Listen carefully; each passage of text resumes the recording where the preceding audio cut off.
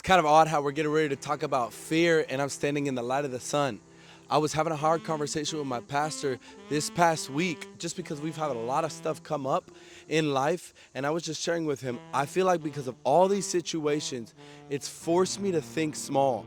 And one of the things that you see in Dune, they say that fear is a mind killer. But the beautiful thing about life is that not only can you find light at the end of the tunnel, but you can also just decide to be back at any given day, period. Looking back at our convo now, one of the things that I verbatim remember saying is that, dude, I do not want to be in survival mode.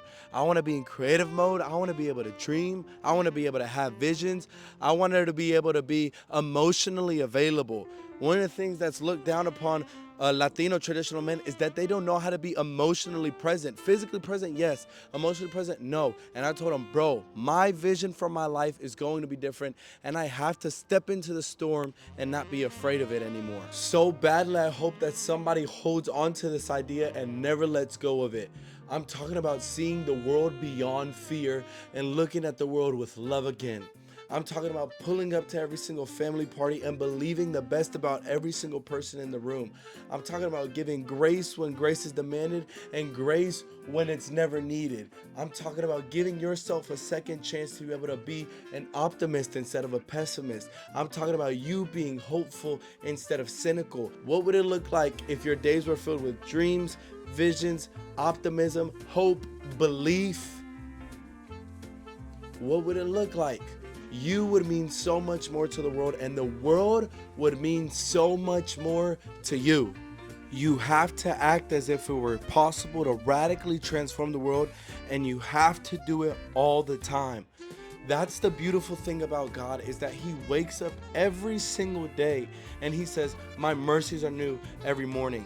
Because every single morning he looks at the dandelions and he says, come to grow again.